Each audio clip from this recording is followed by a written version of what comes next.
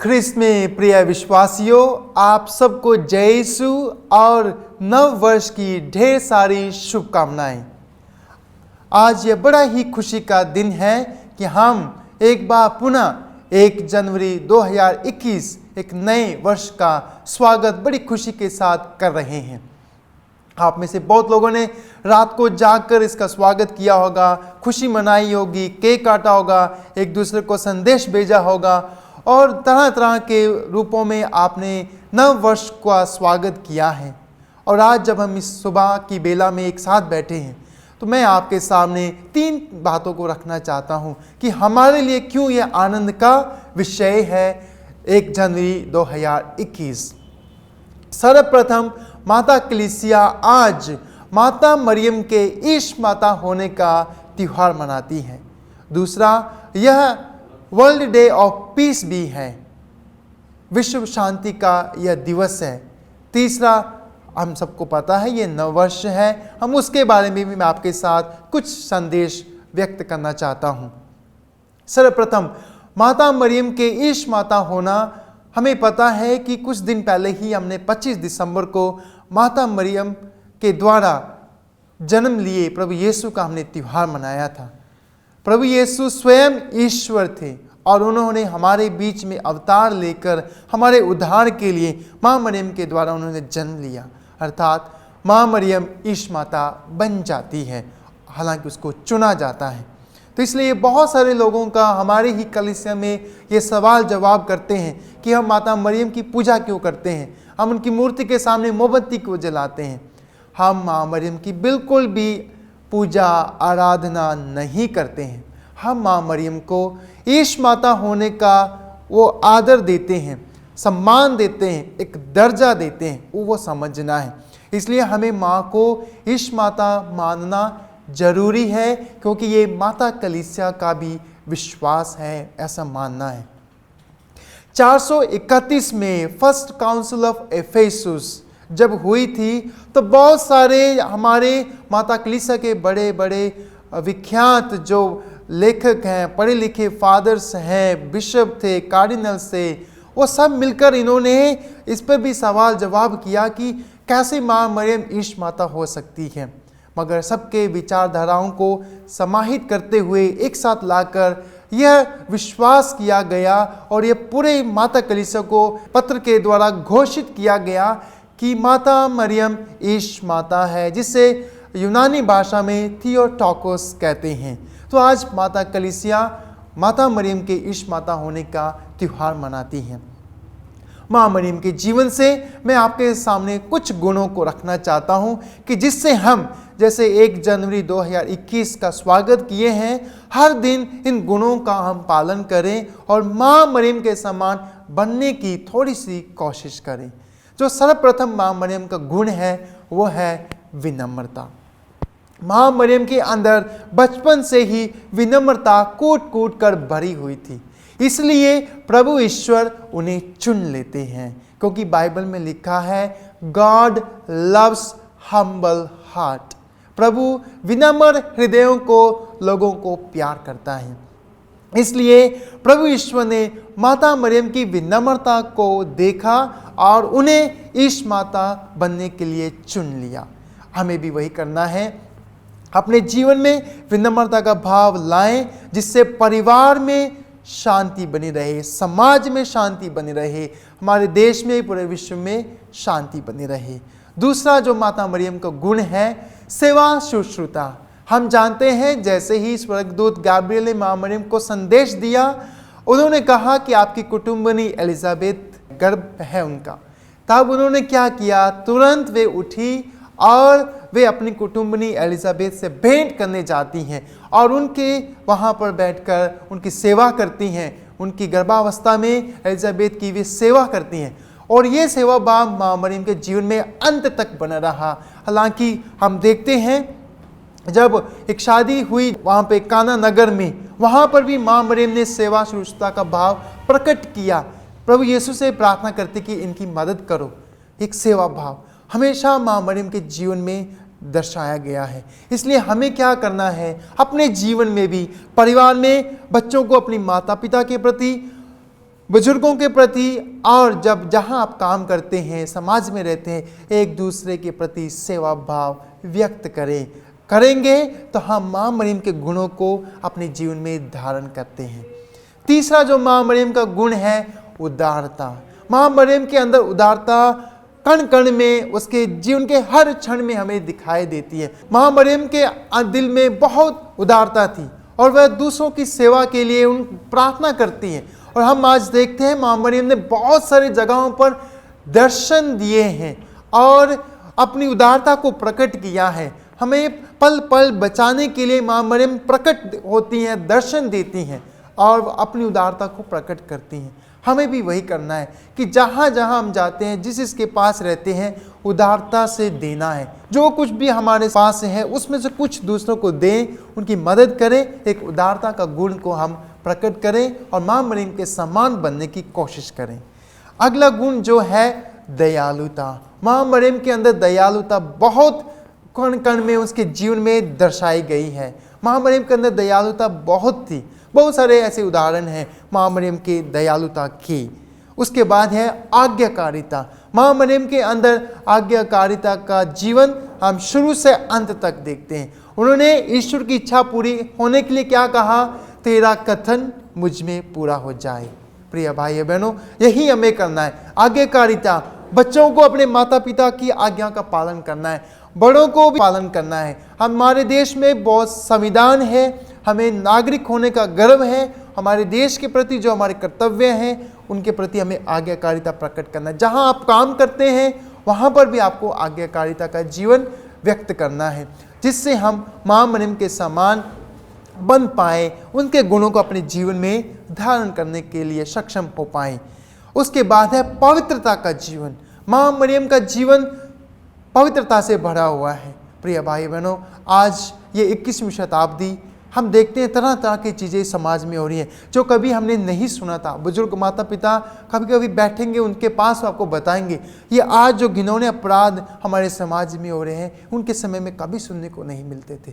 तो इसलिए प्रिय भाई बहनों, हमें क्या करना है? माँ मरियम ने पवित्रता का जीवन जिया है। हम कभी कभी सोचते हैं पवित्र जीवन जीना बहुत कठिन है, असंभव है, मगर माँ मरियम हमारे लिए एक सच्चा जीता जागता नमूना है, जिन्होंने अपना कुंवारापन अखंड रखा, पवित्र जीवन जिया। हमें भी पवित्र जीवन जीना है माँ मरियम की मध्यस्थता के द्वारा। माँ मरियम की सहायता मांगिए और हम पवित्रता का जीवन जीने में लायक बन जाएंगे। आखिरी जो है प्रतिबद्धता। हमने एक फिल्म देखा है और बच्चे, बुजुर्ग, यूथ कभी कभी मजाक में बोलते हैं, एक बार कमिटमेंट कर लिया तो मैं किसी की नहीं सुनता हूँ। माँ मरियम ने अपने जीवन में ये जो कमिटमेंट है, प्रतिबद्धता प्रभु के प्रति, मरण तक निभाया। हमें भी वही करना है। मैं आप माता पिता से गुजारिश करूंगा, ये जो शादीशुदा हैं, पति पत्नी हैं, एक दूसरे के प्रति जो कमिटमेंट है, प्रतिबद्धता है, माता पिता का बच्चों के प्रति, बच्चों का माता पिता के प्रति जो प्रतिबद्धता है, कमिटमेंट है, उसको कभी ऐसे अलग ना होने दीजिए, इसको बनाए रखिए मरण तक, क्योंकि माँ मरियम ने भी ऐसा ही किया। तो अंत में माँ मरियम जो ईश माता है, उनके गुण जो हैं विनम्रता, सेवा शुश्रूषा, उदारता, दयालुता, आज्ञाकारिता, पवित्रता और प्रतिबद्धता, इसको अपने जीवन में लेकर आइए और माँ मरियम के समान बनने की थोड़ी सी कोशिश कीजिए। अभी जो दूसरा संदेश मुझे आपके सामने साझा करना है वो है जो वर्ल्ड डे ऑफ पीस। ये 54वां ये जो वर्ल्ड डे पीस है, ये हमारे चर्च में ही शुरू किया गया था। हमारी कलीसिया में, हमारे चर्च में एक पोप हुए हैं जिनका नाम सेंट जॉन 23वें हैं। उन्होंने एक पत्र लिखा था पूरी कलीसिया को, जिसको लातिनी भाषा में कहते हैं पाचम इन तेरिस, पीस ऑन अर्थ। उसके द्वारा उन्होंने घोषित किया था कि हमें विश्व के लिए शांति के लिए प्रार्थना करनी है। ये जो युद्ध हो रहे हैं, लड़ाई झगड़े होते हैं, इन सबको खत्म करके हमें एक दूसरे के प्रति शांति का संदेश देना है। और इसी के आगे चलते चलते पोप पॉल 6 ने इनके इस त्योहार को घोषित कर दिया कि हम हर साल 1 जनवरी को वर्ल्ड डे ऑफ पीस मनाएंगे।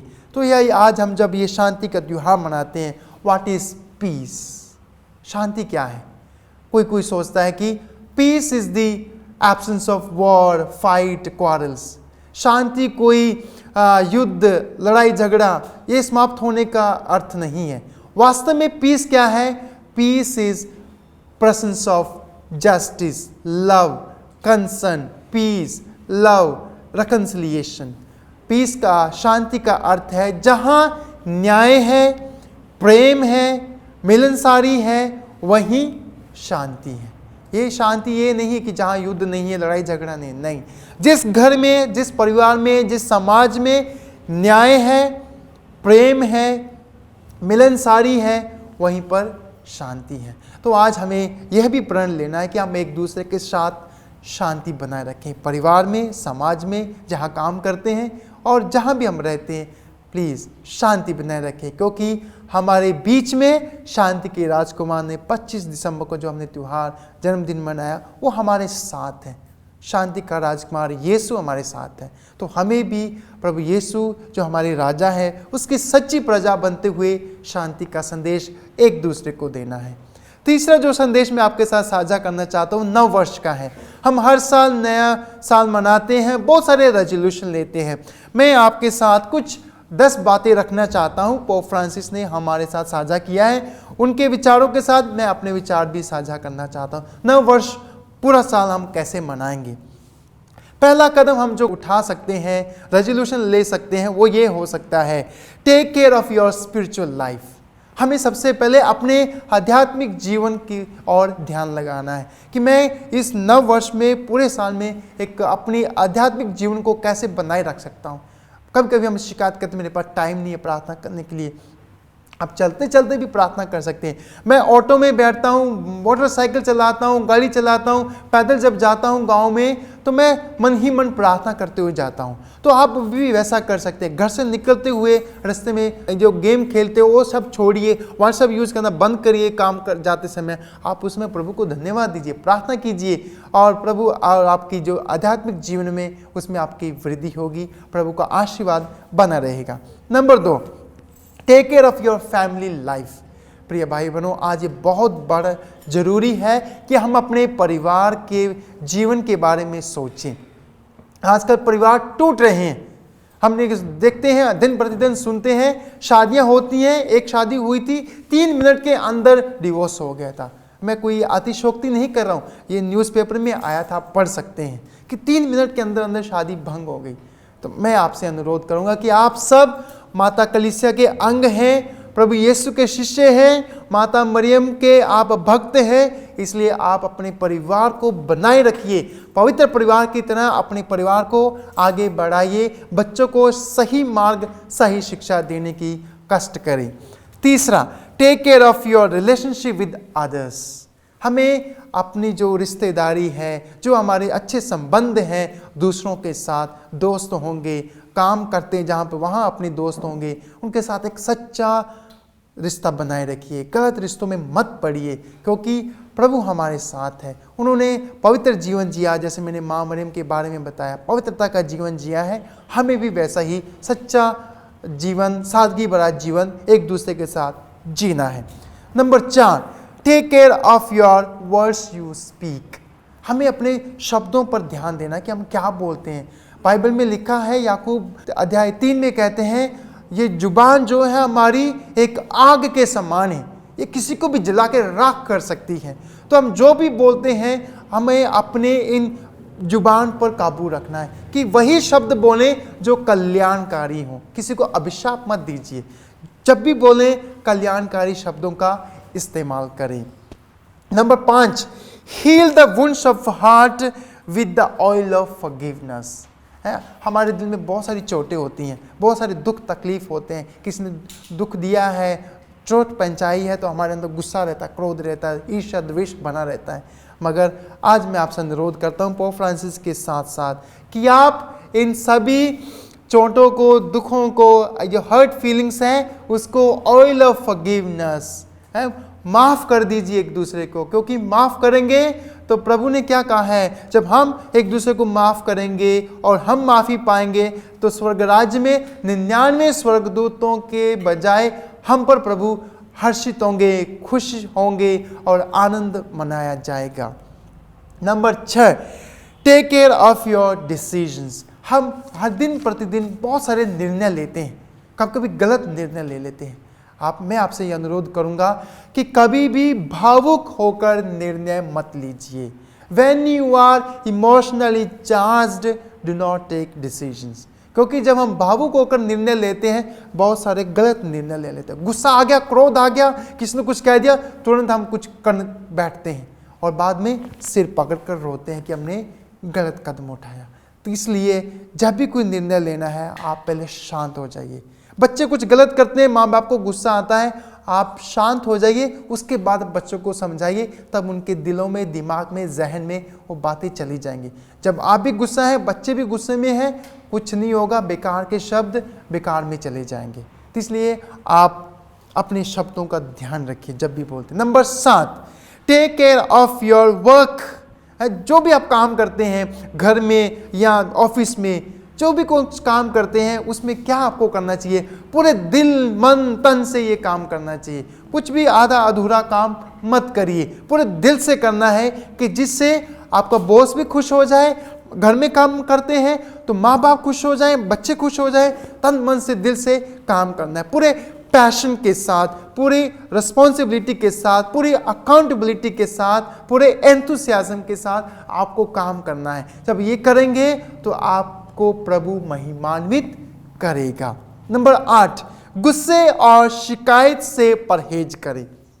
पोप फ्रांसिस हमसे कहते हैं कि जब ये नया साल शुरू कर रहे हैं तो प्लीज गुस्सा और शिकायत, एंगर एंड कंप्लेन से परहेज करें। अगर ये 2 चीजें हमारे जीवन से परहेज हो जाएंगी, उपवास करेंगे, तो हमारा जीवन, पारिवारिक जीवन, सामाजिक जीवन बड़ा ही सुचारू रूप से चलने लग जाएगा, स्मूथली सब कुछ जाएगा। क्योंकि बहुत सारे काम बिगड़ जाते हैं जब हम गुस्सा करते हैं और शिकायत करते हैं। तो इसलिए मेरा आपसे अनुरोध है कि इस नव वर्ष में, जब 2021 की हम शुरुआत कर रहे हैं, आप गुस्से और शिकायत से परहेज करें।